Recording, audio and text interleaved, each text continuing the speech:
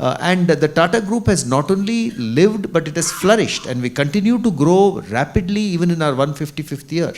Today we are present in 150 countries of the world with a revenue of $150 billion. But more importantly, 900 million people, including 700 million people in India, use some Tata brand or product, which means one half of India's population uses some Tata brand or product. If I were to ask you how many of you use Tata Salt, just as an example, I'll probably see many hands up in the audience. Okay, and salt is just one of the products. There is tea and motors and Air India and Volta's air conditioners, Westside, Chroma. So Tata as a brand stands for something in the minds of consumers in India today. Welcome to VLF, arguably India's first and only non-fiction literary festival and the biggest in central India. We function on lines similar to all the other literary festivals across the country, but with a difference that we have purely non-fiction authors in action here in Nagpur. Each year we have a different theme for the festival. This year the theme is non-fiction for nation. In line with this theme, we have various authors and topics lined up for you until our annual extravaganza in January 2024. We at VLF most importantly focus on increasing the tribe of non-fiction readers like you. Readers of our nation, the nation we take pride in, the nation which celebrates the diversity of its culture, heritage and language in myriad ways. One such confluence emerges in writing. So here we are today, celebrating an author of our nation. I begin by introducing our moderator. We have two moderators today. I begin by introducing our moderator, Mugdha Oak. Mugdha, she is a psychology graduate who works at Infocept as the senior executive at the CEO office and diversity, equity, and inclusion lead. Mugdha is passionate about building brands and culture by combining human behavior and communication. Her passion for Markham comes from her experience in social psychology and marketing. In 2020, Mugdha Oak co-founded Hridyantar, a mental health awareness initiative that works towards reducing the stigma around mental health issues and making therapy more affordable and accessible for everyone. Welcome, Mugdha. I begin with the introduction of our second moderator, Mr. Jitendra Nayak. Mr. Nayak has been involved in social work since 1999.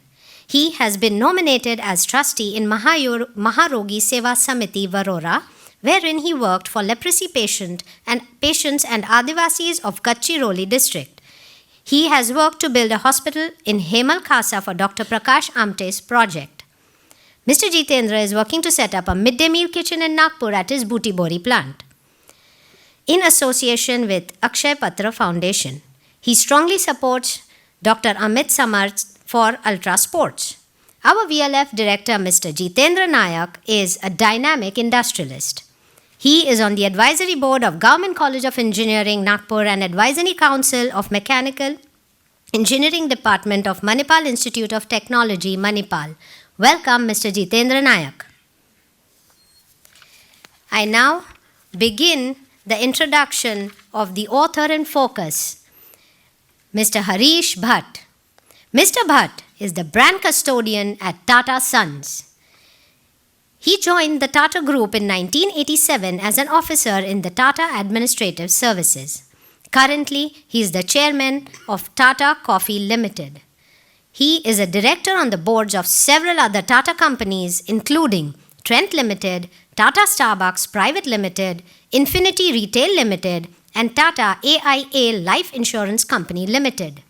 During his career spanning over 35 years with the Tata Group, Mr. Bhat held several senior roles and played a key role in several strategic moves of the group over the past 2 decades, including the launch and nurturing of many iconic brands of the Tata Group, the successful turnaround of the jewelry business as well as acquisition of Tetli.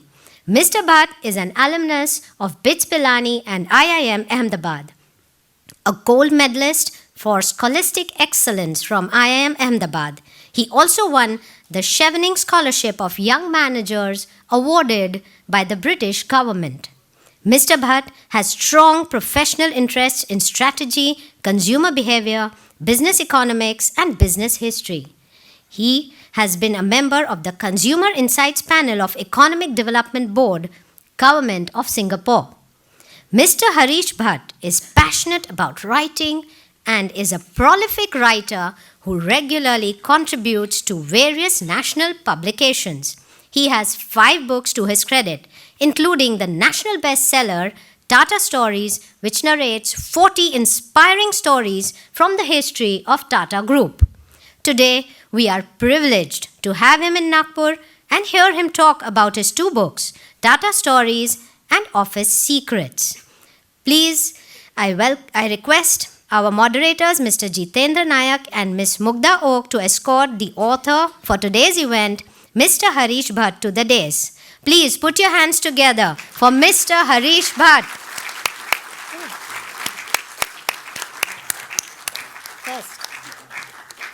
I now invite our VLF chair, Mr. Sachin Jagirdar, to talk a bit about a short video which we are about to play. Harish bhai, you have to wait for a minute before I invite you to the stage. So for everyone, there's a surprise, and this surprise especially for you, Harish bhai. There's a message, there's a strong message for you, which has been sent to us. And about the details about this message, I'll share after you see this AV. Muskan, can we have the AV, please?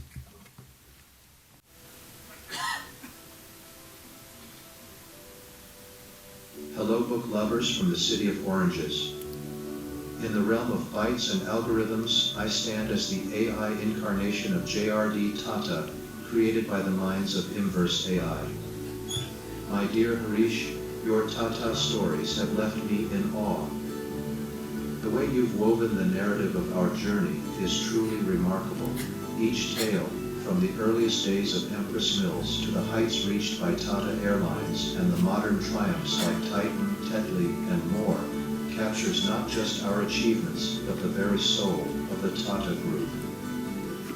Your commitment to highlighting the humanitarian and inspirational dimensions of our business is commendable. This isn't merely a collection of stories, it's a testament to our dedication to national pride and societal betterment. The ascension of Tata Stories as a national bestseller fills me with profound pride. Your storytelling prowess has vividly brought to life the values and defining moments that have shaped our legacy.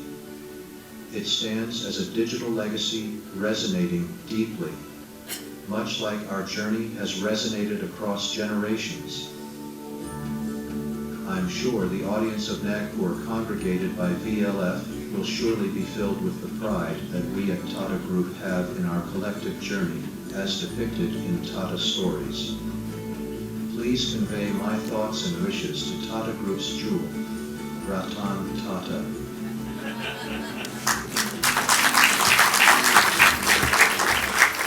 So for everyone to understand that, so this is a startup called Inverse AI, and this startup is by 2 twins who are 9-year-old. And their father, Rama, I would like to thank him in absentia. So they all are currently attending the Singapore Startup Festival, and they were not able to make it to the evening. So he sent me this from Singapore and asked me to share it with Harish bhai. And Rama is also patron of VLF. Thank you. Hope you liked it. Hope you all enjoyed it. May I now request moderators to please escort Harish bhai to the stage, please.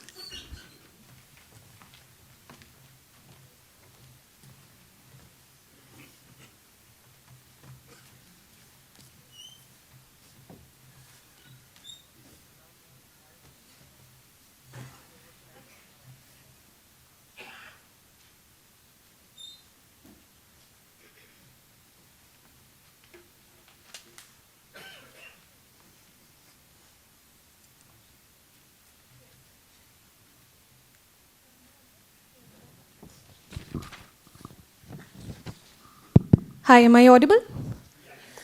Thank you, everyone. Lovely to see so many people, and what a great surprise. So, yeah. Um, the crowd here, I think, today is testimony to what a brand Tata is, you know. From the tea that we have in the morning, to the coffee, to probably the wristwatch that you're wearing today, to the car you drove, to the flight you took today. Air India, to your hotels where you stay, or probably Tata's gave you your first job at your college placement, you know. If you're an Indian, you've definitely, or maybe just the food in our salts, you've definitely had, you know, Tata in your life, one way or the other. And I think the government launched Make in India officially in 2014, but the Tatas have been doing it for over 150 years now, so yeah. I think Tata Stories, the book, is just wonderful and talks about some of the stories. So we're going to start an exciting conversation about that. Sure. So welcome, Harish. Thank you, Jitu, and thank you, Mugdha. Thank you very much. It's such a pleasure and privilege to be with all of you at Nagpur, particularly given the importance of this city to the Tata Group. Thank you. I must tell the audience that Harish was under the weather yesterday afternoon, and so he's just recovered and he still made it here. So we are very thankful to you, Harish, for keeping the date. No, not at all. How could I miss an event like this? Great. Thank you so much. So we start off. So Harish, a little bit on your journey, and the question which is topmost on everybody's mind is, what is a brand custodian? We don't hear about this, though we've Googled it, but if you could elaborate a little bit on what that means and what are your responsibilities, what is it actually you do? Sure. So, a little bit on my journey, and then I'll come to the brand custodian role. So, I have been with the Tata Group now for more than 36 years. I joined them as a young sales and marketing manager in 1987, and I've continued with them in many roles, which has already been spoken about, so I will not repeat that. But a lot of my childhood was in Tamil Nadu. I spent most of my school days in Madurai, Salem, Coimbatore, places like that, and then Kollam in Kerala, Bombay. So those are the kind of places that I lived through. Writing has been an integral part of my life since I was in school. Something, words and writing fascinates me. So ever since school, I would say I may have been in school and college and Tata Tea and Titan and Tata Sons, but writing has been a constant factor throughout. Your question on what does a brand custodian do? I think interesting question. So how many of you, how old do you think the Tata brand is this year? How old do you think the Tata brand is? Any guesses from the audience? How old or how young do you think the brand is? 100 years, 40 years, 200 years? Yeah. Any other answers from there? Yeah. So 150 is very close. The Tata brand is 155 years of age. Okay. Jamshedji Tata founded our group in 1868. So 2023 makes it 155 years. It's a brand with, therefore, and if you really sit back and ask yourself, how many brands do you know or how many companies do you know which are more than 150 years of age and which are still prospering today? Just sit back and think yourself. I asked this question at many places, Jitu, and people come up with a handful of names. I don't know if any of you know any companies more than 150 years, you're welcome to shout out the names. East India Company. East India Company, yes, that's true, but it doesn't exist in its original form anymore. Yeah. Yeah, General Electric happened after electricity came. Right. So it was not 150 years back. Colgate-Palmolive probably, yes. Toothpaste we have used for a long time, so that's true. Which one? Ford, and they would have come after the automobile was invented. And the automobile invention happened only towards the end of the last, 1800s, so not before that. So, the point is that there are very few. There are companies which are more than 150 years old, but there are very, very few of them. And the Tata Group has not only lived, but it has flourished, and we continue to grow rapidly even in our 155th year. Today we are present in 150 countries of the world with a revenue of $150 billion. But more importantly, 900 million people, including 700 million people in India, use some Tata brand or product, which means one half of India's population uses some Tata brand or product. If I were to ask you how many of you use Tata Salt, just as an example, I'll probably see many hands up in the audience. Okay, and salt is just one of the products. There is tea and motors and Air India and Volta's air conditioners, Westside, Chroma. So Tata as a brand stands for something in the minds of consumers in India today, and that comes from the days of our founder. I will explain that later. Right. When our founder said that the community is what the brand has been created for. So my role as a brand custodian, first and foremost, is to make sure that the brand is true to that idea of standing for the community and for nation building. We have to ensure that the brand does more and more to stand for the community and for nation building, does more and more for our nation. Second, my role as a brand custodian is to promote the Tata brand. So there are many things we do from the Tata brand to promote the brand, particularly with young Indians like Tata IPL, Tata Women's Premier League, the Tata Mumbai Marathon, a number of events. We have a literary festival, all these put together. So that's the second part of my role. The third part of my role as brand custodian, if you sit back and look at it, many companies use the Tata brand. Tata Consultancy Services uses it, Tata Motors uses it, Tata Steel uses it, Tata Tea uses it, Tata Salt uses it, Tanishq says a Tata product, Voltas says a Tata product. You have very new companies like Tata New using it.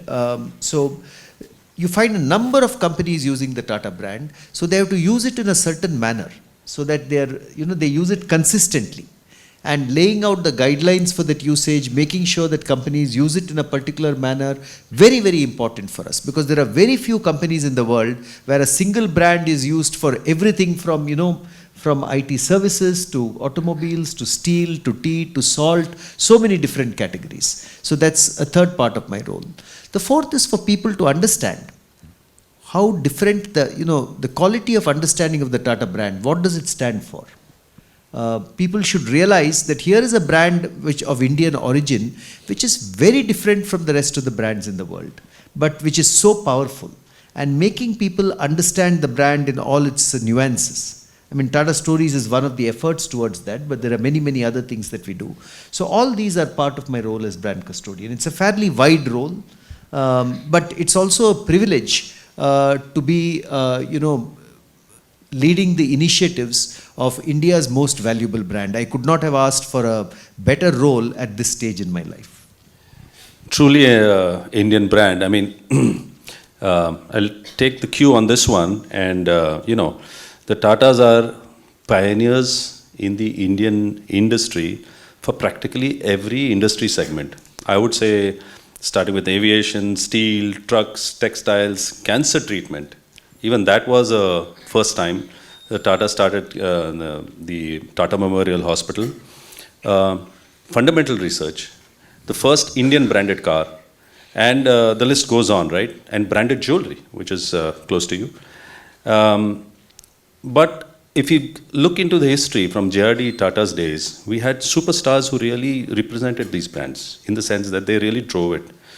The brands were, the companies were associated. For instance, Rusi Modi was the big man of Tata Steel.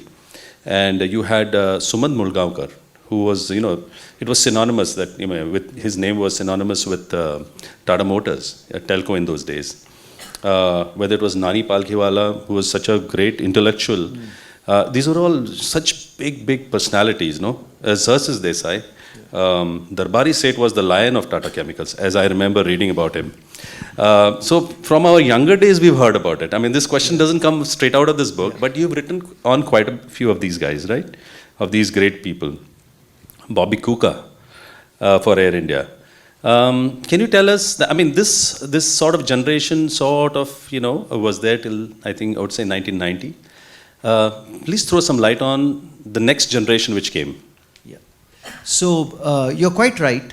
The Tatas have been blessed to have had very good people at the helm of affairs ever since Jamshedji Tata's days. The names you took are the names during JRD Tata's time. But I must tell you, in the 1880s, when Jamshedji Tata set up Empress Mills here in Nagpur, it happened in the 1870s. He had people like Bezonji Mehta who were running Empress Mills in Nagpur. He stayed in Nagpur running Empress Mills and actually refused to go to Bombay. He said, I would like to continue here running Empress Mills. It was their first venture. Tata It was, started the business. it was his first greenfield venture, the first venture that he put up from scratch. And I would, at a later stage, maybe talk a little bit more about Empress Mills because we Please are here do. in the That will city. be close to us. And then there were people like Burjorji Patsha and people like R.D. Tata, who was J.R.D. Tata's father, and Dorabji Tata, who was his elder son, and Ratanji Tata was his younger son. So there were very, very prominent people who played key roles when Jamshedji Tata was the chairman of the group. Similarly, you mentioned many people during J.R.D. Tata's tenure. People like Rusi Modi, Sumant Mulgaonkar, Nani Palkiwala, Darbari Seth, Xerxes Desai, etc.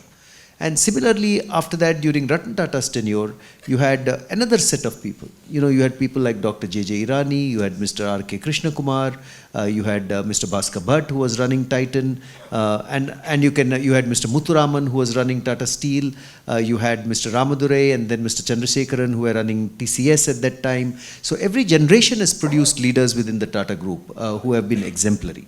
And I think that one of the reasons for that is that many of us like working for our entire careers with the Tata Group.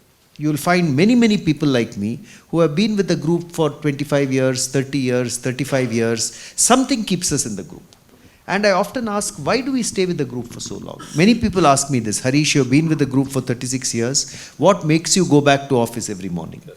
And it's a very interesting question. The reason I think is 3 or 4-fold. One is, of course, the group has given me very interesting assignments to do, from building Tanishq or building Titan or Fast Track or Tata Tea, etc. That, of course, is there. But I think very importantly, the Tata Group looks after all of us very well. They are a very caring employer, I would say. We are not spokes in a wheel. The group takes care of all of us across the group. But very importantly, one of the reasons that many of us work for the group is because we know we exist for the sake of the community. And let me explain that. 66% of our holding company is a company called Tata Sons. Tata Sons holds all the shares, holds equity in TCS, in Tata Steel, in Tata Motors, in Tata Tea, etc. Now, 66% of Tata Sons is actually owned by the Tata Charitable Trust. This happened because Jamshedji Tata and his sons, they gave their entire wealth to the charitable trust in the form of this equity. So until today, 66% of the Tata Group through Tata Sons is owned by the Tata Charitable Trust. What does this mean? This means that 66% of all the profits that we produce through the dividends goes back to the Tata Charitable Trust. And what have the Tata Charitable Trust done with this money over 125 years? They have created the Tata Memorial Cancer Hospital in Mumbai. Just now they are in the process of creating several cancer hospitals across the country in collaboration with state governments. They have created the Tata the Tata Medical Center and Cancer Research Hospital in Kolkata, in Rajarhat. They have created the Tata Institute of Fundamental Research.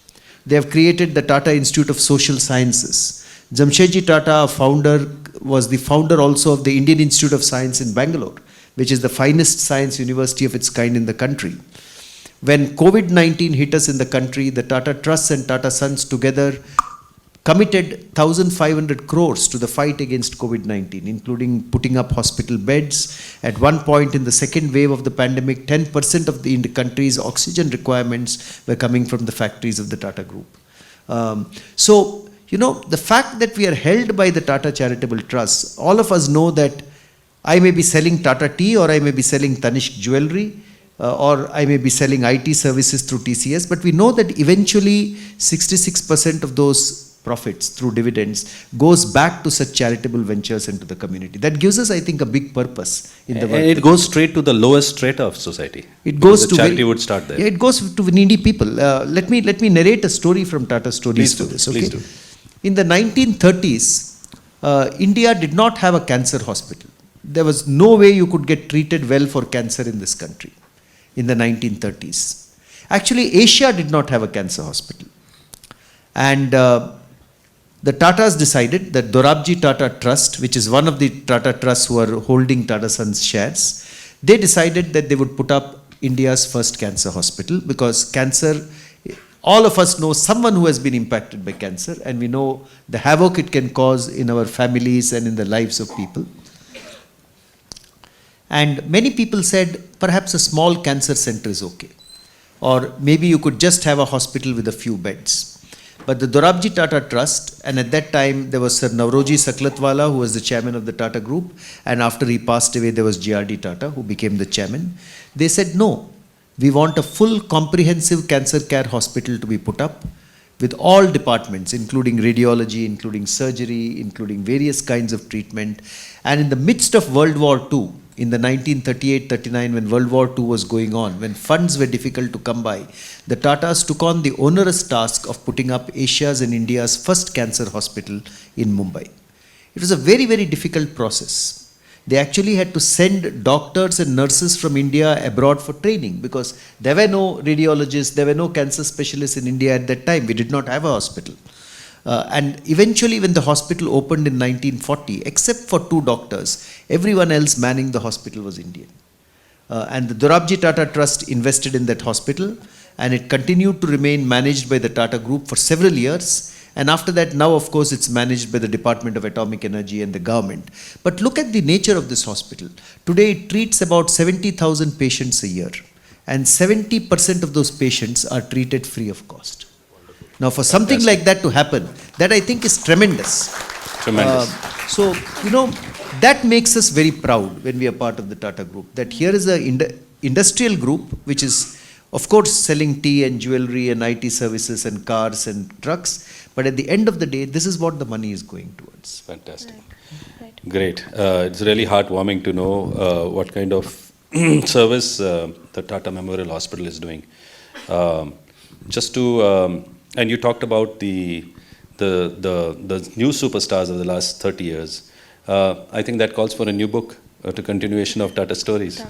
Yeah, so, it's interesting. Tata Stories only has 40 stories from the Tata Group, Jitu. So,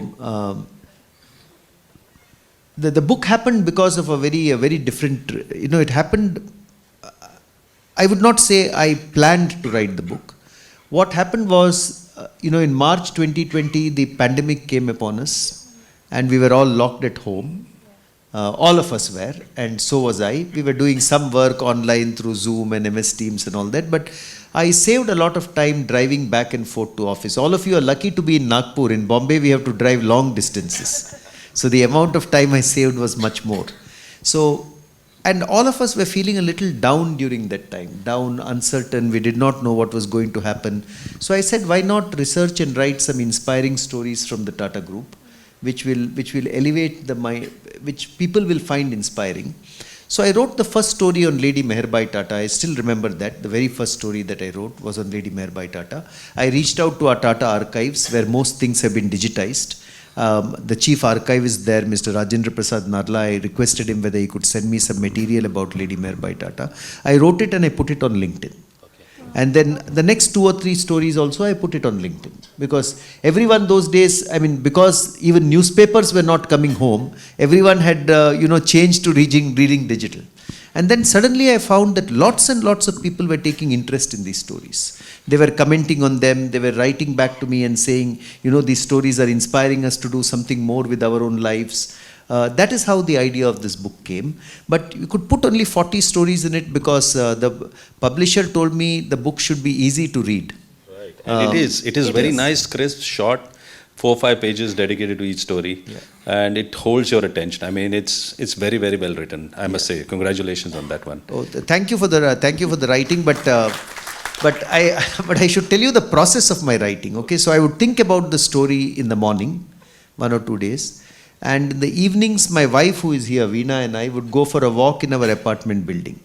We were permitted to go for a walk with our mask on, but you had to wear a mask in those days to go for a walk outside. And then I would narrate the story to her. Knowing her, she would be very critical of some of the things that I said. And she would be appreciative of some of the things that I said.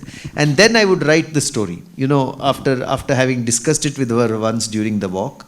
Then I would typically put it on LinkedIn. People would read it. Based on their comments, I would fine-tune the story a little bit. That is how these 40 stories developed. Fantastic. Thank you, Veena, for all those inputs. The LinkedIn shots that you Right. Yeah, Those ones. that's correct, yeah. Yes.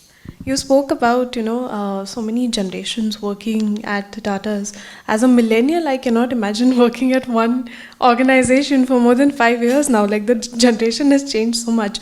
But you were talking about how the Tata group played such a crucial role during COVID and during the pandemic, right? One of the stories in Tata stories that really fascinated me was how we don't know the origin of the Prime Minister's Relief Fund. I read about it and it all started with J.R.D. Tata's letter to Nehru. So, can you please talk more about that? Of course. Yeah. So, in 1947, India won its independence, but we also went to the throes of the partition between India and Pakistan. And as a result, all of us who have followed history know that there was a huge stream of refugees coming in from Pakistan to India and also the other way, from India to Pakistan. Now, in those early days, the refugees who were coming into India had to be resettled in India. And one of the organizations which helped in that task of statistically mapping out the needs was the Tata Institute of Social Sciences. They sent volunteers to Delhi and to Punjab to help in that activity. But as J.R.D. Tata witnessed all this happening, he was struck by the human pathos and the human tragedy of the partition. And he felt that something should be done. There should be some resource available to take care of, the refugees who were coming into India at that time. Now, J.R.D. Tata was chairman of the Tata Group. 1947, he must have been in his 40s. 1938, he was born in 1904. So 1947, he must have been 44 years. So he was struck by the enormity of this tragedy. And he interestingly wrote a letter to Pandit Jawaharlal Nehru, who was then the Prime Minister of India. And he wrote in that letter saying that we should have some mechanism or some platform through which, we can provide funds for refugee crises or any crisis of this nature. And for some time, he did not hear back from the Prime Minister. There was silence. And let me just read from the book. I will. After a few months, he did receive a message back from Pandit Jawaharlal Nehru. So Pandit Jawaharlal Nehru wrote back to him on 11 December 19. So in October 1947, JRD suggested to Pandit Nehru that we should create a national fund for relief and distress. And JRD went on to ask Pandit Nehru. He said, if you have no such intention, can you advise me as to what we should do? I feel that voluntary contribution should be used for meeting needs which cannot or would not normally be met from government help. He felt strongly about that matter and he kept pursuing it with Pandit Nehru. On 11th December 1947, Prime Minister Nehru wrote back to JRD saying, my dear Jahangir, there has been great delay in coming to some decision about the National Relief Fund. After consulting my colleagues here, we have arrived at some decisions which are incorporated in the attached note. I hope you approve of them. And the note says, after consultation with various colleagues, it has been decided that a special fund should be opened called the Prime Minister's Relief Fund. This should be in the nature of a permanent fund to be utilized for any kind of relief or distress. But for the present, naturally, it should be applied for relief work for the refugees from the Punjab, the Northwest Frontier Province and other parts of Pakistan. Donors may earmark the donations for particular purposes. It went on to talk about who the trustees should be, and a representative of the Tata Trust was also included in the list of the trustees. So that is how the Prime Minister's Relief Fund was established. It was an idea born in the mind of J.R.D. Tata and then taken up by Prime Minister Nehru at J.R.D.'s urging. But you know what strikes me, Mugdha, in this is, here was J.R.D. Tata. Obviously, he must have had many things to do in running the Tata Group.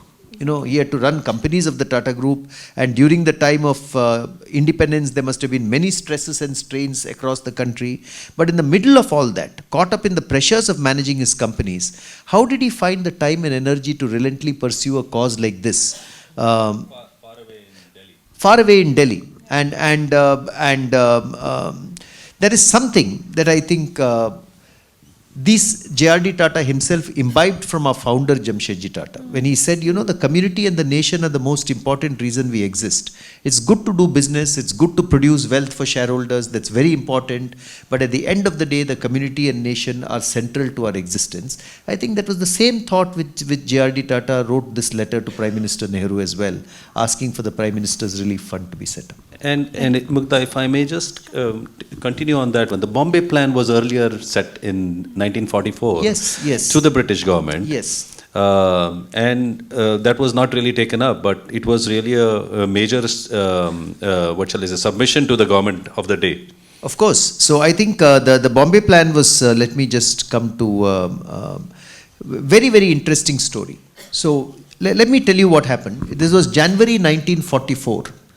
In January 1944, everyone knew that India was heading towards independence. Independence was only a couple of years away.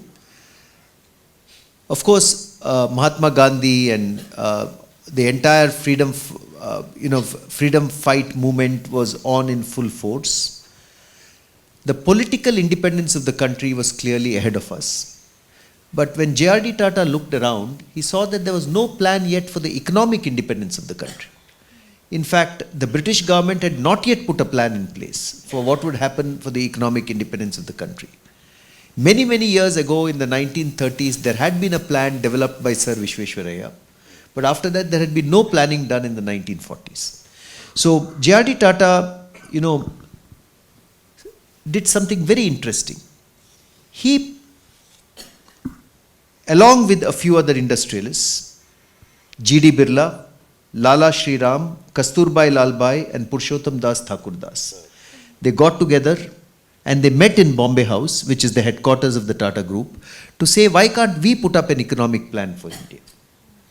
We are industrialists, we are responsible for creating industry in this country, so why can't we put up an economic plan? And they also then appointed 3 technocrats to develop the plan. They all 3 were working with the Tata Group at that time. There was Dr. John Mathai, who went on to become India's first railway minister and then finance minister.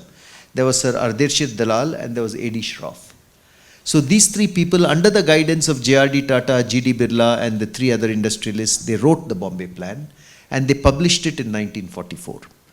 This was a plan which, I have read through the Bombay Plan. There is a copy of it in the Tata archives in Pune.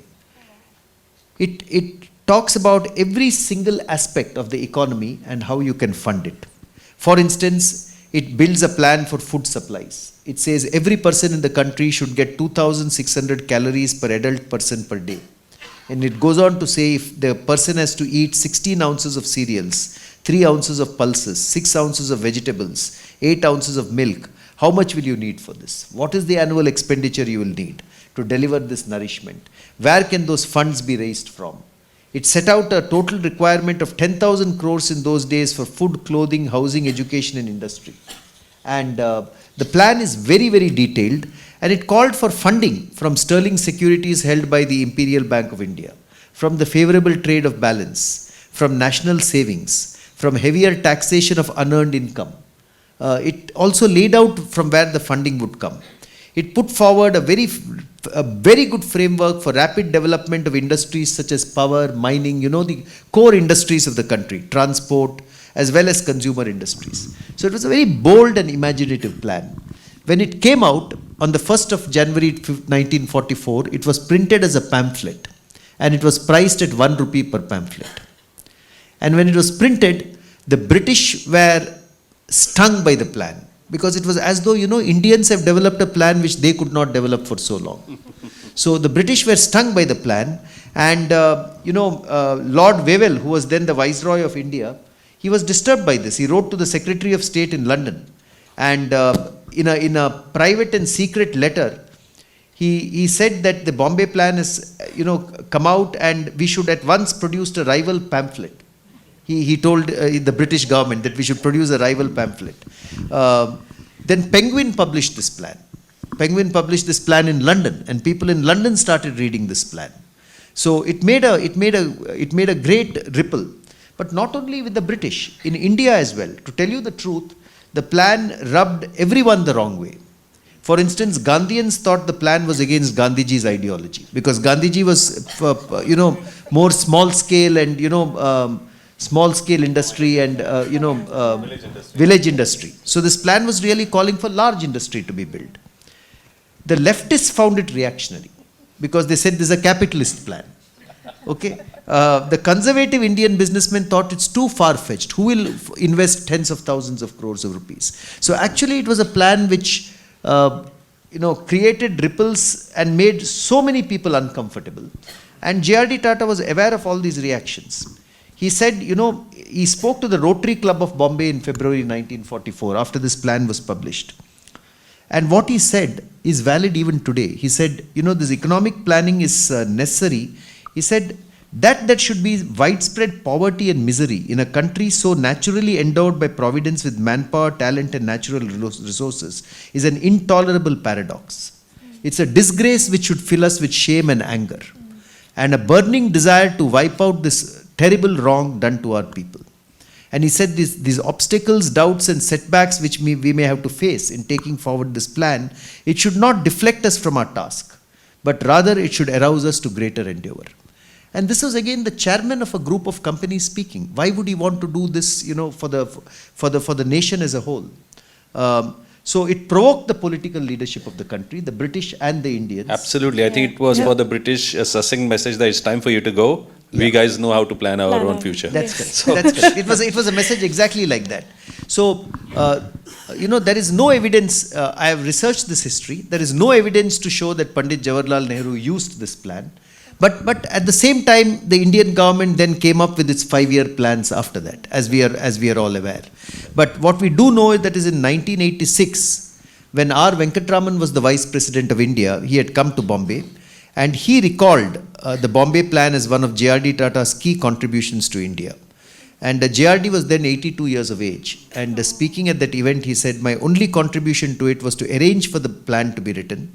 The drafting was done mainly by Dr. John Mathai, but after considerable discussion. And the other thing is not only, he actually got 5-6 of the most prominent industrialists of that time to come together and do the plan. They may have been competing in the market on other things, but to do this, they all came together for the nation. See, you mentioned the words bold and imaginative for the Bombay plan, and you also mentioned the importance of economic planning, which brings me to another story, which as an Nagpurian, even I did not know, that the concept of Provident Fund was actually started at Empress Meals. Yeah. So that I'm not sure we should be proud of it, but anyway. No, it is a very, very interesting story, and I think one of the original stories of the Tata Group. And I'll just stand to narrate that story, okay? So, Jamshedji Tata was a young Parsi merchant, and he had grown up in Bombay. He had participated in his father's trading venture, and then in 1868 he decided to set up the Tata Group. The first greenfield venture that he bought a mill in Bombay, but after that the first greenfield venture that he started was a textile mill in Nagpur. And he decided to establish it in Nagpur and not in Bombay because Nagpur was the center of the cotton trade at that time. Although most of the other textile mills were in Bombay at that time. But he said we should do it in the center of the cotton trade. And he established what was called the Central India Spinning and Weaving Mills in Nagpur, which is now known more popularly as the Empress Mills. This was in the 1870s. Very soon it became a very profitable enterprise. I am told it became one of the most profitable companies of its day in India. And I am told within a few years it repaid its shareholders many times over. He made it very profitable by two things. He decided to use only the best quality of cotton. He would use only long stapled cotton because it would make the best textiles. But he also used some of the best innovations in the world which were not even being used in the UK at that time. There was an innovation called the ring spindle which had been born in the US, which he brought to India even when the British mills of Lancashire were not using them. And it was able to double the productivity of his mill. And through these measures he made the Empress Mills very, very profitable. But that is not the story of Empress Mills. What he did there is the story. Who was employed in Empress Mills? These were semi-educated women and men or uneducated women and men from the hinterland of this town, from Nagpur, from the surrounding areas. They had come and joined Empress Mills. And in the 1870s and 1880s, for those workers, he established in these mills an accident insurance scheme to take care of any accidents that they may suffer. By the 1890s, he established in this mill a gratuitous pension fund for the workers. Imagine this is 130 years back and we are talking of a pension fund being established for workers. In 1901, in these mills, he introduced the concept that all of us who work in salaried jobs today know well.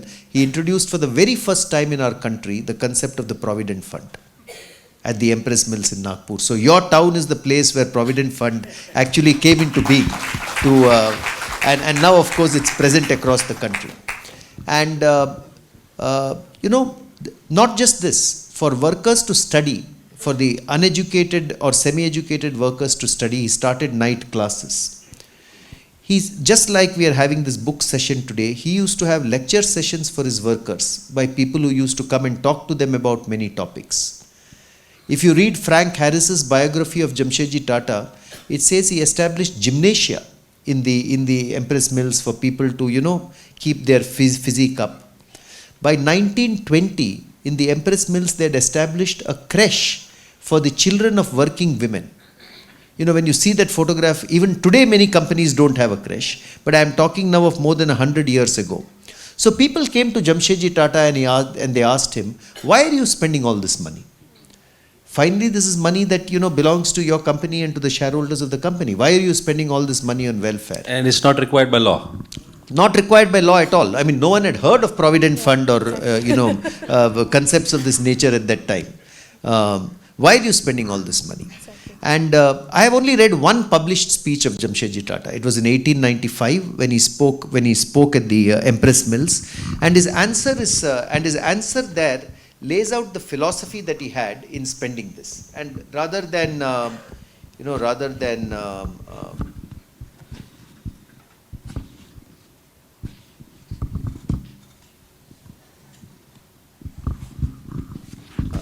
giving it my way, let me read out exactly what he said.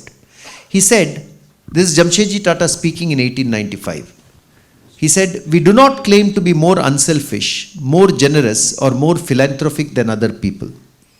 But we think we started on sound and straightforward business principles, considering the interests of our shareholders our own and the health and welfare of our employees the sure foundation of our prosperity. So he's saying two things.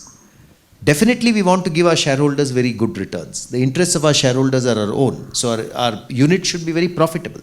He was a very sharp businessman and his units were very profitable.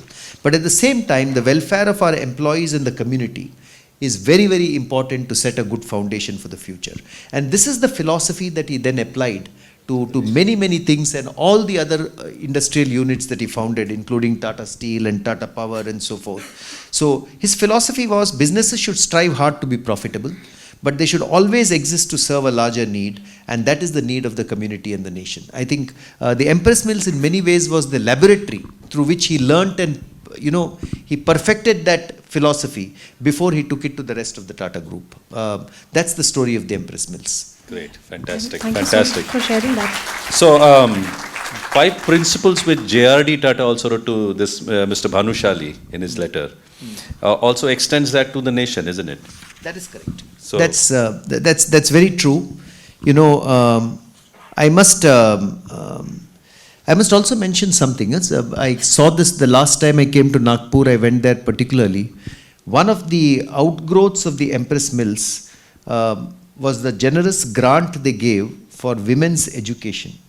And that resulted in the creation of the Jamshedji Tata Girls High School, which still exists in which still exists. And an endowment was created at that time from Empress Mills to ensure that the school had a regular annual income. But now you come to JRD Tata's time, and this is many, many years after Jamshedji Tata. Many, many years after Jamshedji Tata, and it's very interesting what Jeetu is referring to. I found it very interesting. I did not know about this. So, This was sometime now in 1965. In 1965, J.R.D. Tata receives a letter from a school teacher in Kolkata, in Howrah. The school teacher's name was K.C. Bhansali, and he writes to J.R.D. Tata saying, please tell me what are the guiding principles of your life. You have been a very successful businessman, you have been a very successful leader. Please tell me what has guided you. Now, J.R.D. Tata, when he received this letter, he was 61 years of age. By then, he had already given the country Tata Airlines, which was Air India. Telco had been created, Tata Motors, Bombay Plan, and the Prime Minister's Relief Fund. All that had happened many years earlier. The Tata Memorial Hospital had been created. TIFR had been created. Now, I'm wondering, as chairman of the Tata Group, he must have been caught up in a very busy schedule.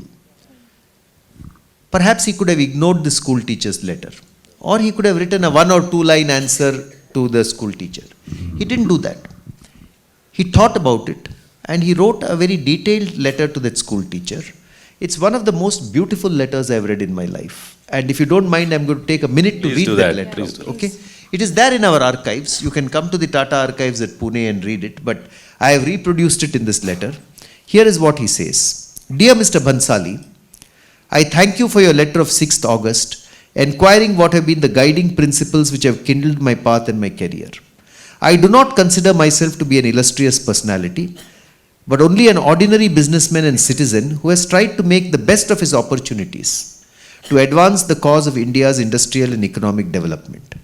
Any such guiding principles I might unconsciously have had in my life can be summarized as follows.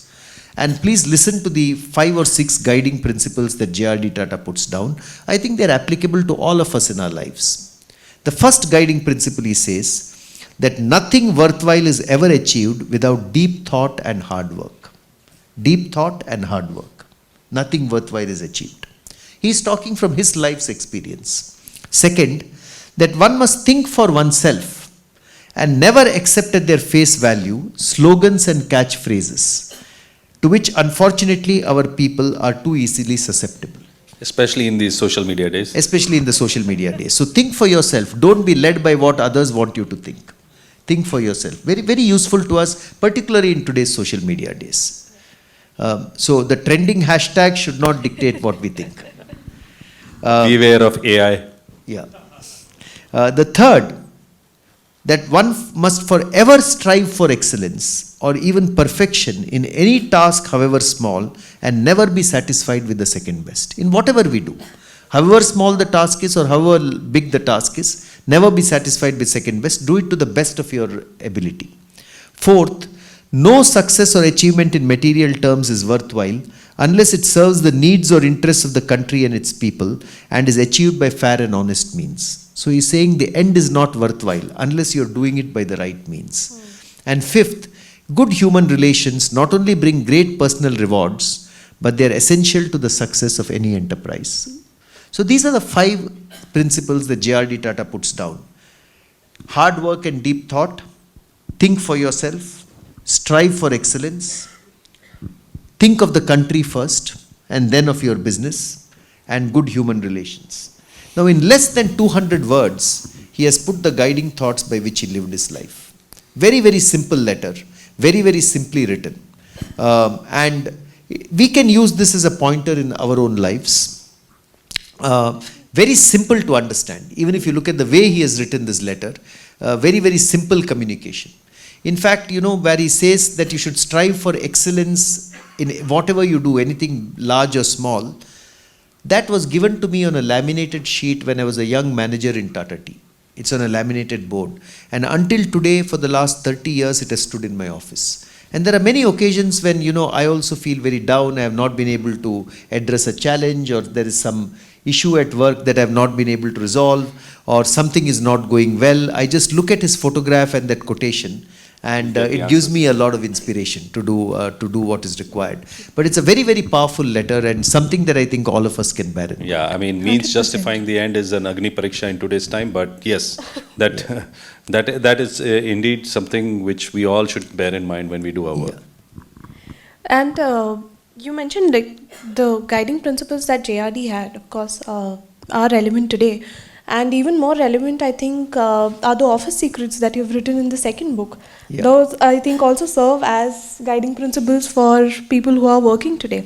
I mean, like you've written 50 office secrets here, and we all know one person who answers like they're on a podcast if you ask them a yes or no question in a meeting. So you've written a lot about, how you can actually deal with these people or deal with the work stress yourself. And these office secrets also have become a guiding principle in a way. And we saw this AI video of JRD talking, and the tagline of the book itself says that these are 50 human truths, right?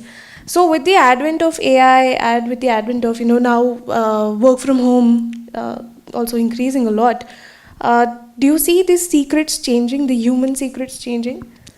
Yeah. So, this book, Office Secrets, is a very different book from Tata Stories. So, it's a little bit of an irreverent book. And I wrote it because I've been working in the corporate sphere for over 35 years now. And I keep observing, not just the workplace within the Tata Group, but also outside. I go for many meetings, many conferences. I keep observing people, keep observing events. And I wrote it because I feel that we should take our work very seriously, but we should never take ourselves very seriously. So it's a little bit of a fun book. Yes. The secrets that I talk about here are not the secrets of strategy or the secrets of your financial P&L numbers or balance sheet. Those are not the secrets. What I'm talking here are very human secrets, very, very human secrets like, a good cup of coffee in the office, or generosity, or humor in the office, or the kind of biscuits and cookies you eat in the office. That is actually one of my favorite. Yeah, so I will narrate. So I think those secrets, if you ask me, Mugdha, I don't think AI will be able to change. Whether there is AI or not, you will always need to eat biscuits and cookies in office. Okay, so that will still remain unless AI is able to generate biscuits or cookies for us. I don't think it has come to that stage yet. Not yet. Huh? Not yet. No, not yet. But you're right. Let me narrate this. Let me narrate one of the 50 stories in this. And it's good that you raised biscuits and cookies and said it's one of your favorites. So I'll tell you, what happened. I kept noticing during my all the meetings that I used to sit to. I used to sit in meetings at advertising agencies, in my office, in other offices, in conferences and so forth. And typically what would happen is in a meeting, how many meetings have all of you been where some biscuits have been served? I think every hand is up. So typically what happens is the biscuits will come in, some presentation will be going on, and then people will bring in plates of biscuits. And sometimes you may have the ordinary, what are they called, the Britannia Marie kind of biscuits. Sometimes you may have the cashew cookies. What are they? Good day cookies. Sometimes you have those cookies which have a jam inside them. Yeah, Jim jam cookies. Everybody remembers. Yeah. Sometimes you have cookies which have got cream inside them. And typically what used to happen is in a plate they will arrange a few of these, two of this. Normally it will be a assorted kind of platter. So as I kept observing how people are eating cookies, something struck me that there are different kinds of people and their approach to cookies kind of defines them and defines the kind of people they are. So let me explain this, okay, because it gives you a flavor of this book. So top of my list is one person. As soon as the cookies come in, regardless of what presentation is going on, he will find the cookie he wants and immediately take it from the plate. Okay, so such a person, lightning fast, because before others take it, he has to get his cookie, his favorite cookie. So I find that kind of a person, he has absolute clarity on what he wants in life. He will, and it's very good to, it's very clear in his mind. But very close behind such a person is the vacillator. He doesn't know which cookie to choose. Should he choose the cashew one? Should he choose the chocolate chip one? Or should he just take a Marie biscuit? He loves them all. He knows he should take only one at a time. So he keeps on, after some huge internal duress, he will finally pick up one cookie. But he is a man, according to me, who will always be, man or woman, who will always be dissatisfied with his or her life's choices. You know, a kind of Hamlet of today's world. But you know, third, you also have the health fanatic. Many of us are very worried, you know, does this cookie have sugar? How many calories does this cookie have? I am already putting on weight, should I also eat this cookie? Does it have cholesterol inside it? So such people, they resist the temptation of picking up the cookie. Finally, they will yield to the temptation, but they may break and eat half a cookie or 1/4 a cookie. They will still not eat the full one because they still want to, you know, make sure that they're safeguarding their health. Similarly, I have many other classifications. So similarly, you have, you know, the picky eaters. They believe that only some parts of the cookie are worth eating. I have even seen people who will only eat the jam from the jam cookie.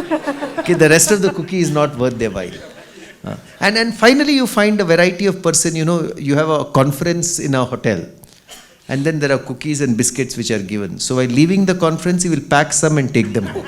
He'll say, anyway, we have paid this hotel for the cookies. Now why leave them behind here? Let's take them home and eat. No, he's very commercially minded. He says, my company has paid or I have paid, so why leave them behind? So there are many such classifications. So, you know, this essay kind of gives you an example of the kind of topics that are covered in this book. They are very, very humorous topics, but they are very, very, these are the, what I call the human secrets of offices. All of them are fun because I think when we, often in offices, I believe we become very serious. We wear a very serious mask and we want to be seen as serious people. If you detach yourself a little bit and come outside and look at offices from 1 kilometer away, you find so many funny things happening within offices. And that helps you to poke fun at yourself, but there are also good learnings out of it. Correct. So that's what this book tries to do. Yeah, so for those who will read this book later, there are a lot of such traits Harish has picked up with, you know, coffee mugs on your table, or the kind of coffee mug you use gives him an idea of what kind of person you are, or for that matter, the wall hangings you have behind you, or the pen you use or the diary you use. He's written very, very well on the kind of person you might be. So it looks like you have a detective mind in your head. I mean, you know, that's what I'm saying. And to extend this, you've also called upon your favorite detectives, Sherlock Holmes, Yeah. and Hercule Poirot, yeah. and Jane Marple, and somewhere you've used their, you know, detective skills in understanding consumer behavior, you know, the mysteries of consumer behavior. Would you like to elaborate on how you might have, I suspect you must have used some of this to turn around the jewelry business when you were part of that? So, see, yes, there is a link. I think as a marketer, I am basically a marketer. All my life I have tried building brands and, you know, brands like Tanishq, of course, but other brands also, Chakra Gold Tea or Fast Track or Tata Tea, etc. If you can only be a very good marketer, I think, when you observe people well, because marketing has to be built on insights from people. Finally, what is marketing? You're trying to sell a product or you're trying to establish a brand in the minds of people. You have to know how people are behaving. When do they buy tea? When do they buy jewelry? What kind of jewelry do they like? Why do they go at this time of the day? What in the packaging of this coffee pack can make them pick it up? So I think a lot of marketing is built on human observation. This is my belief. Of course, it is built also on data and analytics, but on top of data and analytics is human observation. So that is where the human observation part of this book comes in.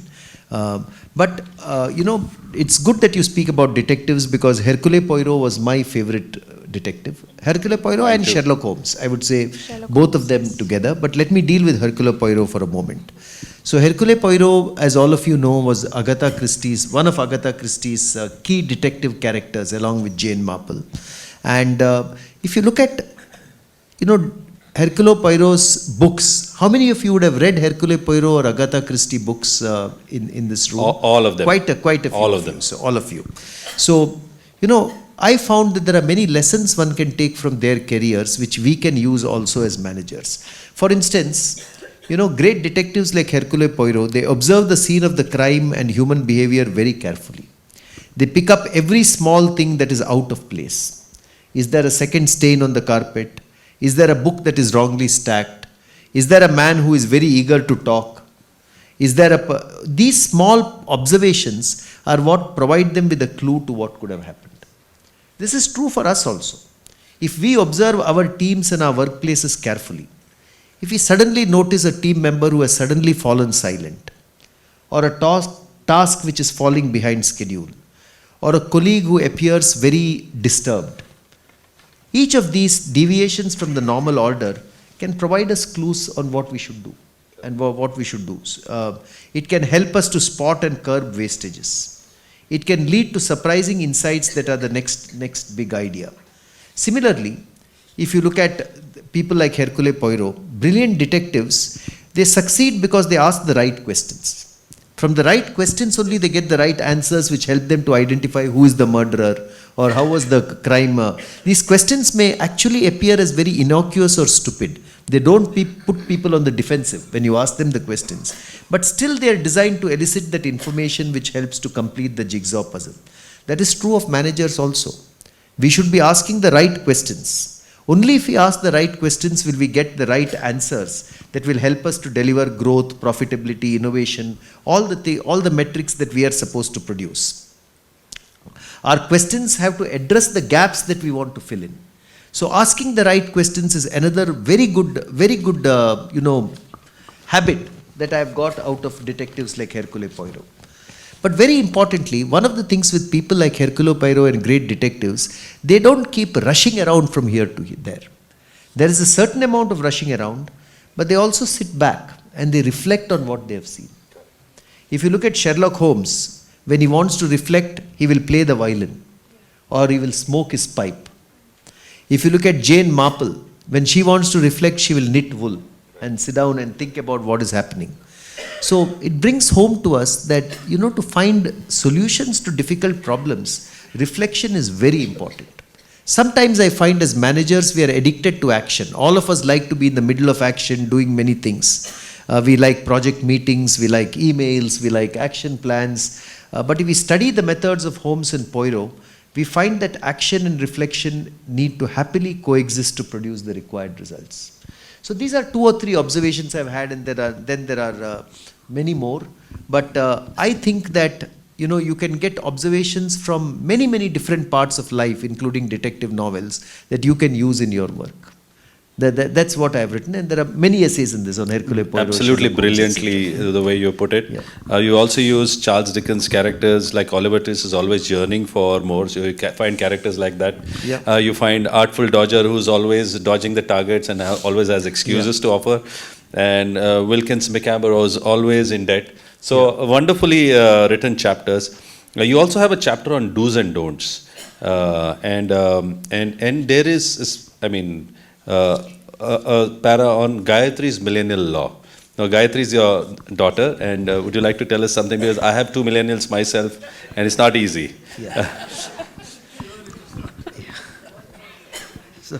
I think I would like to believe we are easy. Please go ahead. Please go ahead. No, I would like to, I'm Mugdha is a millennial herself. I would like to believe that we are like easy to deal with, but okay. Well, I really don't want to speak, on, I have had various experiences dealing with millennials. But Mugdha, you should tell me, you're a millennial yourself. What did you think of any views on the millennial law? On the millennial law, I agree that we're constantly seeking something new, constantly seeking something exciting, a place where we can grow, learn from people. That definitely, I agree You're with that. always You're always constantly finding yourself. Also. Trying to, for sure. But that is true. I think that's true. I think many millennials, why millennials, even older people, but particularly millennials, you are trying to constantly find yourself. You're trying to constantly understand what you want to do and what you should not do. And there is therefore a lot of thoughts going on in your mind all the time, and it's something that we need to keep in mind when we interact with millennials. Obviously, millennials are facing many more variables today than we faced when we were at your age. Not only variables, but so many more distractions as well. And many more options. Many more options, many more distractions, a far more divided world than existed at our time. Far more hectic world. So if you put all this together, it's definitely a far more difficult place for millennials to grow in today than was at our time, no doubt about it. Yes, absolutely. So, when you talked about like the millennial law, right, millennials and all of that, the poem secret that you've spoken about, learning from programming reverse mentoring, that and also the Jedi just excel, don't impress. Would you like to just talk more about that? So I'll talk about perm, okay, and I'll give you a reflection from my own career, okay. 5 years back, I'm now 61 years of age. So 5 years back, I was 55, 56 years of age. And I had no presence on social media. I had not, I was listening to, social media, LinkedIn, Facebook. At that time, Instagram was not so popular. It had just started. I had no presence on social media. I was already the brand custodian at Tata Sons. And I told myself, listen, I cannot be brand custodian for the country's most valuable brand and have no presence on social media where everyone who is young is actually reading and commenting and interacting. And I thought for a few days, what should I do? I'm not a digital technology kind of person, okay? I'm more a marketing, advertising kind of person. And then I said, let me go to the people who know it. So at the Tata Sons office, I found a millennial of your generation. His name was Harun Bijli. He was there in my office. I went to him and I said, Harun, can you please teach me how to use LinkedIn? I want to learn this because I want to be present on it, and as a Tata brand custodian, I want to say a few things about the brand, etc. And he immediately said, Harish, I am happy to teach you what you need to do. And then he requested me to sit with him in his office. He told me how to make a post on LinkedIn, how to put a photograph on LinkedIn, how to write an article. In fact, I still remember one of the first articles I wrote. At that time, there was something called the widget spinner. Yes. You remember it had come into great prominence at one time. So he actually made me sit down and told me how to take a photograph, how to put it on LinkedIn and so forth. And for at least the first 10, 12 posts, he held my hand very carefully on every aspect of using LinkedIn. Even now I go back to him for any help that I require. Right. But that is how I learned how to use LinkedIn. And as a result of that, over the next 3 to 4 years thereafter, I became very prolific on LinkedIn. And these days I post very regularly on LinkedIn. I enjoy, interacting with my readers. And there's a good community of readers who enjoys Tata Stories, who enjoys Office Secrets, everything that I write on LinkedIn. But I could not have learned this unless I had gone to someone of your generation, sat with him and learned.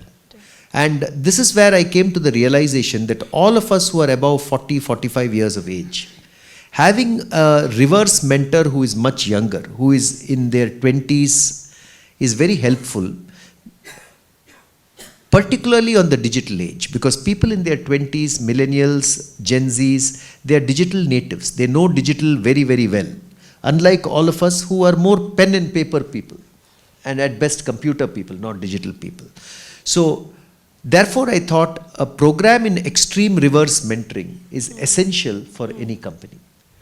If only the top 50 leaders of each company or the top 20 leaders of each company, everyone had a reverse mentor, like Harun Bijli was my reverse mentor on LinkedIn, people will be able to appreciate, not just social media, but many more things. What is happening in the world of youngsters today? Yes. What are the new trends in the younger generation? What kind of movies and what kind of books and what kind of content do younger people consume? Because if you're out of touch with that world, then leaders can become very insular very quickly. And so I think a program, that is what I have written in perm. It is not the usual perming of our hair, but it is a program in extreme reverse mentoring. And this is something that I have found very, very useful, and I would like to suggest to everyone else. That's a great suggestion. There's just one very interesting thing that I read in the book, which is to add kindness to your to-do list. When we have extensive to-do lists today, and it's a very rare thing to read that add kindness to your to-do list. Yes, I agree with that. Why do you think everyone should add kindness to their to-do list every day? Yeah. So, all of us are tied up with our work in and out throughout the day.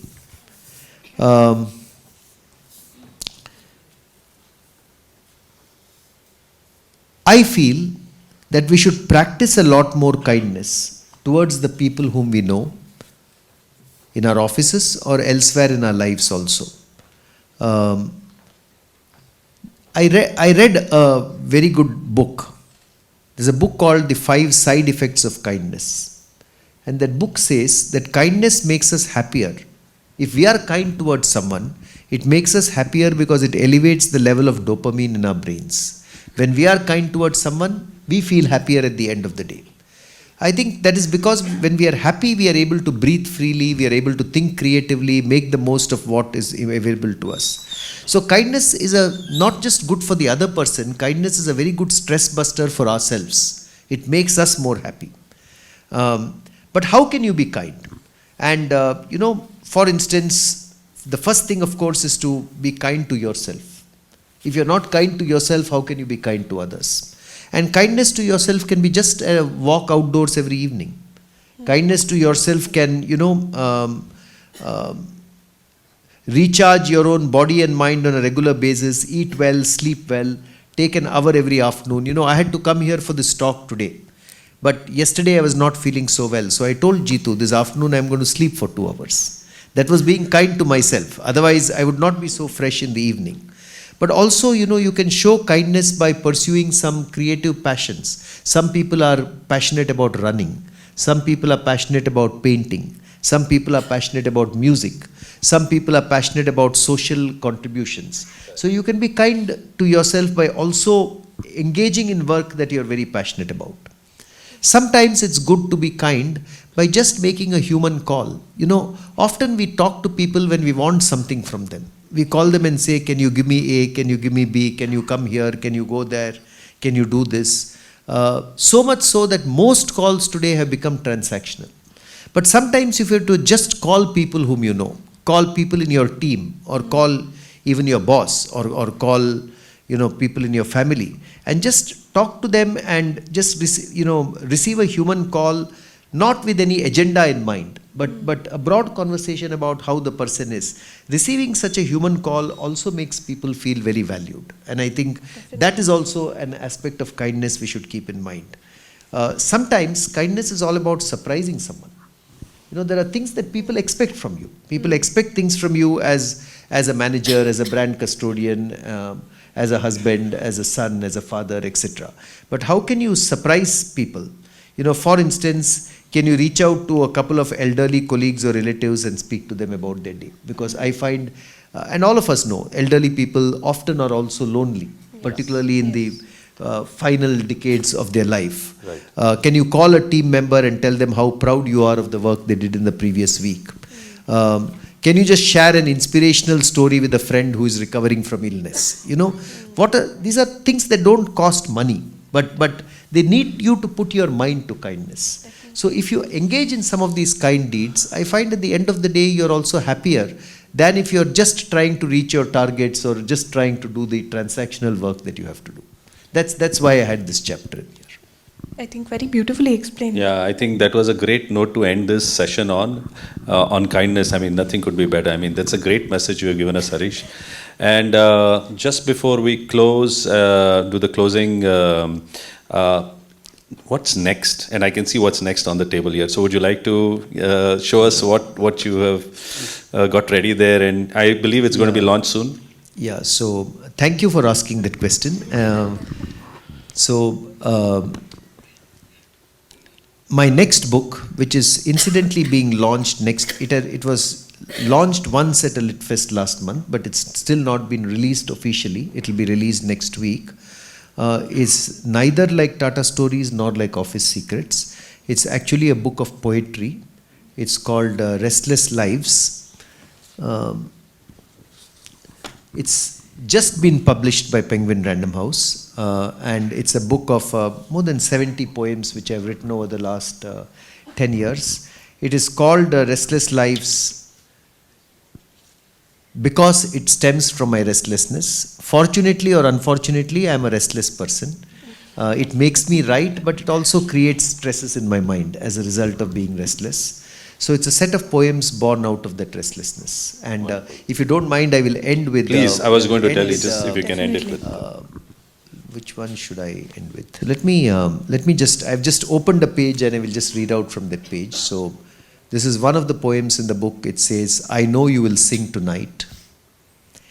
I know you will sing tonight at a place so far away, out of reach and out of sight, but I will hear you say what you have said a million times, holding back your tears, simple words and pleasing rhymes that suppress your own fears.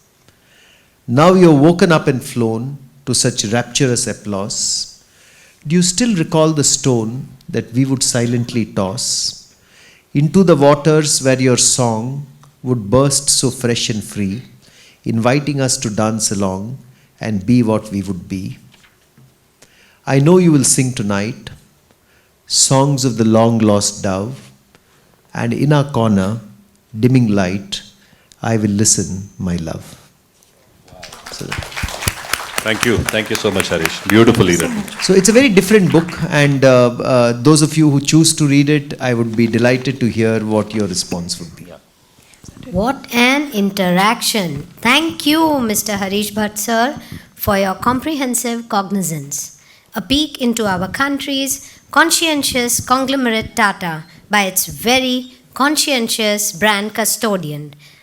The session is now open to this fantastic audience. Dear readers, please raise your hands if you have any question for our author, Mr. Harish Bhat. To know what is the truth of this story that Swami Vivekananda interacted with Jamshedji Tata and inspired him to start the Indian Institute of Science? Yeah. So, a question from my good friend.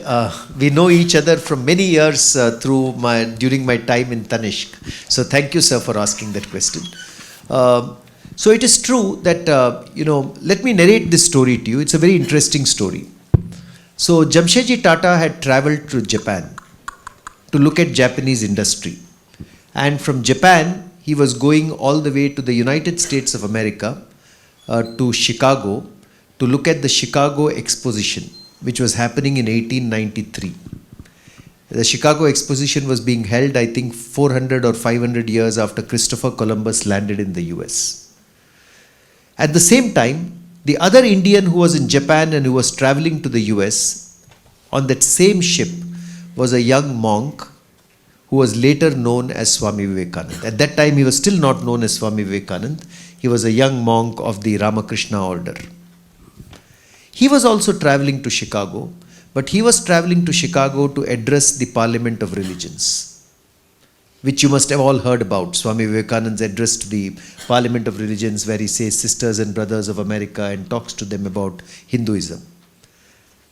Both of them took the same ship and they sailed from Yokohama in Japan all the way to Vancouver in Canada, crossing the Pacific Ocean from Japan to Canada. And from Vancouver, they then took a train to go to Chicago, because Chicago is interior in the US. Now, a ship journey would have taken many, many days. I'm told it took 18 days to go from Yokohama to Vancouver. And in those 18 days, Swami Vivekananda and Jamshedji Tata spent a lot of time together on the ship. They interacted with each other. Swami Vivekananda himself, before he went to Japan and went to US, he was meditating on a rock in Kanyakumari, and he came to the view that the monks of India should be having a scientific discipline to them so that they're able to contribute to the technological development of the country. And Jamshedji Tata was also thinking about what he could do for the development of India. So we don't know exactly what they spoke, because no one has recorded them on the ship of what they spoke. But we from whatever records we have, which have been written by Sister Nivedita, who used to work with Swami Vivekananda in those days, we know that Swami Vivekananda encouraged Jamshedji Tata to do more and more manufacturing in India. We know that that was one part of the conversation. We also know that Swami Vivekananda and Jamshedji Tata talked about the development of science in India and how science and technology will be very important for the industry of India to be created in the future. And then after 18 days, they went their own way. Jamshedji Tata went to the Chicago Exposition, Swami Vivekananda went to the Parliament of Religions, and then both of them came back to India. Now, at that time, brewing in Jamshedji Tata's mind was the fact that we needed a university of higher education in science in our country. And it would be a very expensive enterprise. So in 1897, what Jamshedji Tata did was, he pledged half his wealth that he had to the creation of this University of Science. And he said that I will create an endowment using half the properties that I have to fund a University of Science. This is the most important thing our country needs today. But the British were not very happy with that, and neither were they willing to support that. In fact, when he put forward this proposal to the Viceroy kind of tried to stall it and did not give immediate support to it. So Jamshedji Tata had to reach out to other people as well. So then Jamshedji Tata wrote a letter very famously to Swami Vivekananda. And in that letter, he mentions to Swami Vivekananda that you and I met on a ship a few years ago, and we talked about enhancing the scientific temper in our country. And now I have a proposal for starting a University of Science in the country, which will educate the best scientists who will do the best work for our country in the future. And I would request your help in evangelizing this proposal and putting it forward to the nation as a whole. So that handwritten letter by Jamshedji Tata still exists to Swami Vivekananda, requesting Swami Vivekananda's help in taking this proposal forward to the whole country. And immediately after that, Swami Vivekananda at that time used to be the editor of a magazine called Prabuddha Bharata, which was the magazine of the Ramakrishna Mission. And in the next edition of the Prabuddha Bharata, he actually publishes a pamphlet providing full support to Jamshedji Tata's plan of creating this university. And in that pamphlet, this is what he writes.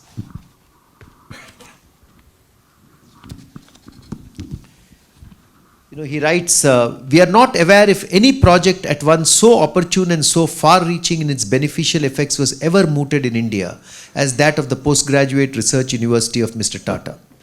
Mr. Tata's scheme paves the path for placing into the hands of Indians this knowledge of nature. By some, the scheme is regarded as chimerical because of the immense amount of money required for it, about 74 lakh rupees. We must remember this 74 lakhs in 1898. It will be several hundreds of crores today. Yeah. The best reply to this fear is, if one man, and he is not the richest in the land, could find rupees 30 lakhs, he is referring to Jamshedji Tata here, could not the whole country find the rest? It is ridiculous to think otherwise when the interest sought to be served is of the paramount importance. And it goes on to say, we repeat, no idea more potent for good or to the whole nation has seen the light of day in modern India. Let the whole nation, therefore, forgetful of class or sect interests, join in making it a success. So this is the appeal that Swami Vivekananda gives out to the entire country, supporting the foundation of the Science University of Jamshedji Tata. And then, of course, Jamshedji Tata goes, he gets support from various people in the country. He gets support from the Maharaja of Mysore, who offers him land in Bangalore to build the, the Maharaja of Mysore's Diwan, Sir Sheshadri Iyer, steered this through the Maharaja at that time. He offers him land. Eventually, there are other donations, and the British government itself decides to support this. And eventually, the Indian Institute of Science is born in Bangalore. So it was a creation of both these people. And it is amazing to me that one of them is an industrialist from the world of industry, commerce, merchant. The other person is a person from the world of spirituality, monk. And for the two of them to collaborate in creating a university, I don't think there is another example of this kind in the world. It is very, very unique.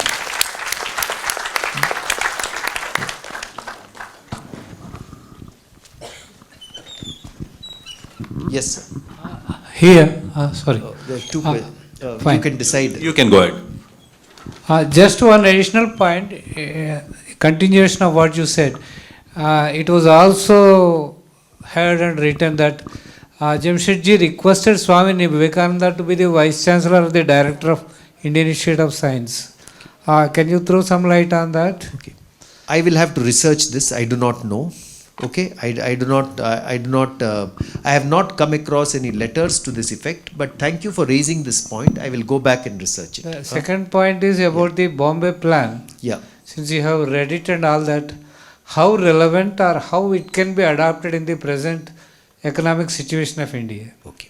So I think the Bombay plan was relevant to its day and age, but you know, one of the primary aspects of the Bombay plan was the need to invest in infrastructure and core industries of the country. You know, roads, railways, core industries of infrastructure. That I think is very, very relevant to today's day and age. And you know, I will, if I were to go to the core industries which the plan spells out, you know, it talks about the rapid development of basic industries such as power, engineering, armaments, transport, consumer industries such as textiles, glass, leather and oil. And I believe that all these are important today. If you look today at the country wanting to make many of its defense equipment within the country, or if you look at the development of roads, or the development of electric power for the country, or the development of engineering industries for the country, or the entire Make in India, you know, Make in India philosophy which says that as much as possible we should try to manufacture within our country. I believe that these are very, very important to the country even today. So many parts of the plan are.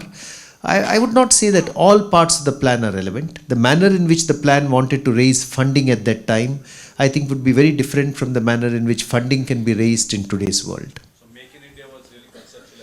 Yeah, I think, you know, often we call Jamshedji Tata, who was the founder of the Tata Group, the original startup man of India. Because, you know, what was Tata Steel if it was not a startup?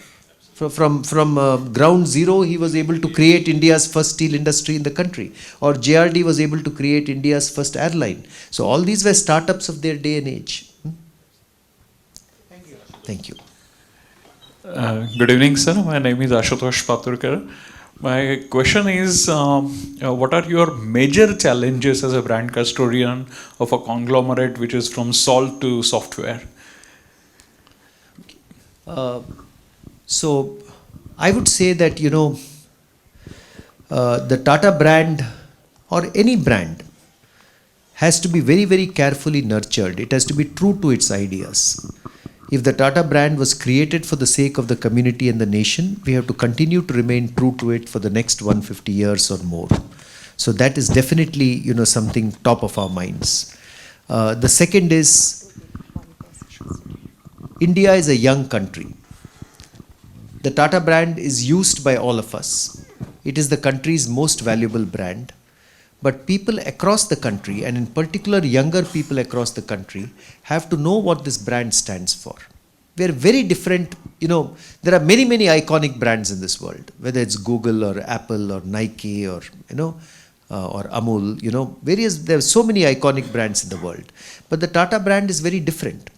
The values of community, the values of nation building. People, particularly the younger people of our country, should know that we have such a powerful brand in our country built in a very, very different way, which stands for very, very different values. So making sure that the stories of this brand are known and people know what this brand stands for. I think that's a very, very important opportunity. It's also a challenge in today's world because there is so much fragmentation of media. There is so much, you know, information and knowledge floating all around us. So these are one or two of the things which I would put topmost in our mind. Thank you. Good evening, sir. I am S.M. Joshi. My first basic question is that Empress Mill was the pride for the Nagpurians as well as Tata Group also. So why it was not suggested at that time the revival plan for the existence of Empress Mill? Okay. I have not studied this in great detail, but I think the Tata Group basically has been a very pioneering industrial group, and over the decades we have looked at industries which are relevant to each of those decades. We did start in textiles with the Empress Mills. Thereafter there was steel. Thereafter there was electric power. Thereafter there was aviation. Thereafter, you know, trucks and the automobile industry. Post that we went into IT services. Then we went into consumer products like jewelry, watches, tea, coffee, etc. So I think with every passing decade, the brand and the group has tried to address the markets of the future, one after the other. In the course of doing that, many new industries have been entered into, but there have also been industries from which we have exited. And I think that is part of the strategy of any conglomerate or any company which has been in existence for so many decades. But I have not studied the history of Empress Mills in very great detail. Maybe I will need to do that to understand what challenges it's faced and how those were addressed. But broadly, I think the strategy of the group has been to pioneer new industries and keep itself contemporary with the needs of the consumer of every passing decade, and then do the things that we are best at doing at any point in time. Thank you. Last question, please. Hello. Hello, sir. My name is Upkar. I want to ask a particular question. I've read the book Tata Stories. So, sir, it's a very good read. So it mentions that the aviation license number 1 was in the name of Mr. J.R.D. Tata. He himself flew the first flight from Karachi to Bombay. Then it was taken over by Government of India. And now again it is with Tata. So how do you see that full circle coming to? Because I believe that when this book was published, this development of Tata getting Air India back to their helm was not there. So I want to know your view on this. Thank you. So let me answer it in 2 or 3 ways. One, I think J.R.D. Tata was very passionate about aviation, and he is the father of civil aviation in our country. You're quite right. He got the commercial pilot license number 1, which was issued as soon as the first flying club started in India. And you're also quite right, he founded Tata Airlines, which later became Air India. And the first flight on 15th of October 1932, he piloted himself from Karachi to Mumbai via Ahmedabad. That was the first Tata Airlines flight. That airline then became Air India, and sometime in the 1950s it was nationalized by the government, and a year and a half back the Tata Group has reacquired it. That reacquisition, I think, has made all of us very proud in the Tata Group. So that's the first reaction to your question. For us, it's also an emotional homecoming of a brand which was built by J.R.D. Tata, and that means a lot to us. Second, as our chairman, Mr. Chandrasekaran, has said, our objective in the Tata Group is to make this a world-class airline which every Indian can feel proud of. And that transformation journey in Air India has started in good measure. It will take some time, because it will take time to get the new aircraft in, it will take time to set all the required processes fully into place, but the transformation journey has started in full measure. There is a full program called Vihan.ai which has been put in place, the transformation program. But the vision is very, very clear. The vision that our chairman has expressed clearly is to make it a world-class airline which every Indian can be proud of. This is the flag carrier of India. It carries the Indian flag to so many nations when the aircraft flies. And I'm sure all of us as Indians, we want to see Air India as a world-class airline which once again, regains the heights that it once had. When J.R.D. Tata was the chairman of this airline in the 1960s, I am told this was the time when Singapore wanted to start its airline. And the Prime Minister of Air India at that time in 1967-68 was voted the best airline in the world on consumer experience. And I'm told when Prime Minister Lee Kuan Yew of Singapore wanted to start an airline for his nation, he told his people, please go to India and study what J.R.D. Tata's airline does. So I think getting to that global class and getting to that world class is a very, very important objective for us. I think it's important for the nation, and it's important for us in the Tata Group as well. Keep reading and keep buying. Thank you, dear readers, for your articulate and precise questions. I now invite VLF Secretary Mr. Sachin Jagirdar to present a formal vote of thanks. Thank you, Tasneem. So my first thanks to you for having a wonderful evening as MC. Any kind of these associations cannot run without support of the partners. We have been very fortunate to have these partners ever since VLF was conceptualized way back in 2018, 2019. They have been unconditionally supporting us ever since, and we hope to have their support going through the next edition in 2024. Apart from the partners, we have publishers also who support us. Because when we talk of a festival, that we have to scan roughly about 200 books, and all these 200 books are sent to us by people like you who read, then our committee which is scanning these books. But apart from that, the major contribution is from the publishers. They keep sending their choices of books in the non-fiction category that we are focusing on, and then we scan and then we go through. So like today it was Penguin who sent us these books to us. And by the way, there were a couple of firsts today we witnessed. The first is that for the first time we experimented that with 2 interlocutors for a speaker. Also that we talked about 2 books in the one session. Then I realized that there was a third one. So we actually did a book launch also in that sense. But by the way, we have just about 20 copies of his the latest one, which is on poetry. We could still manage to get 20 copies. It's still not available, I am told. So we move to the next session, which is scheduled on 17th of December.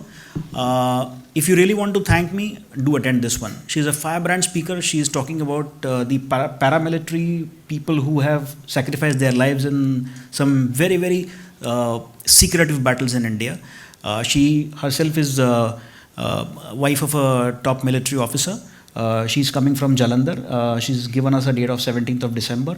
And this is going to be the last run-up for leading up to the next festival in 2024. And in this particular session, at the end of this session, we are going to reveal who all are authors coming on the 24 edition of VLF.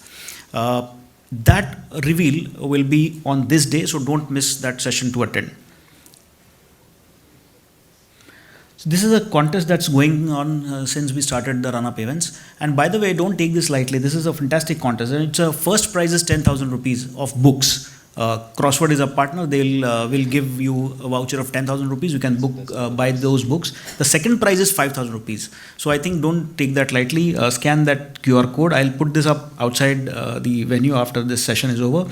And these the prompts. I'm going to unveil the 10th. The 10th prompt I'm going to unveil today, but all other 9 prompts we have unveiled previously are available on the Instagram handle, and I've requested Muskan to put this on Facebook as well and LinkedIn, of course. And the prompts are very easy. For example, I'll give you an example. I think the second prompt was you have to pick up a book which starts from either of these words, VLF. Any book starting with V, L or F. Take a picture, post it. Can we have the today's prompt?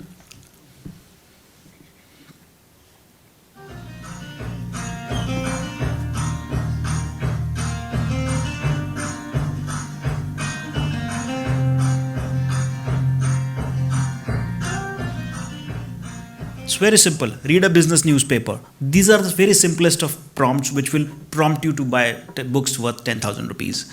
As we come to the end of this, let me have a final announcement that all these books are out on sale. And as always, the crossword extends rupees 50 discount on the each book's MRP. And VLF matches that discount. So you get 100 rupee discount on each books. VLF wants to promote buying and reading books as well.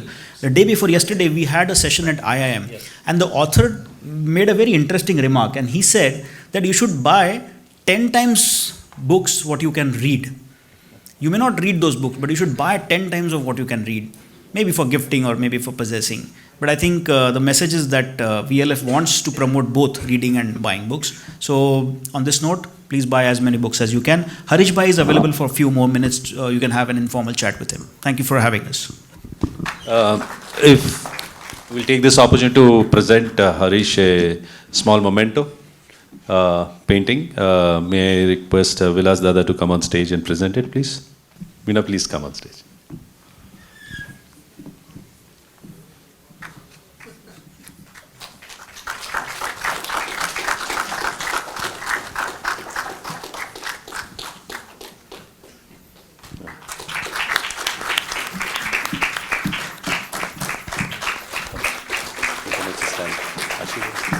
We'll take a picture together.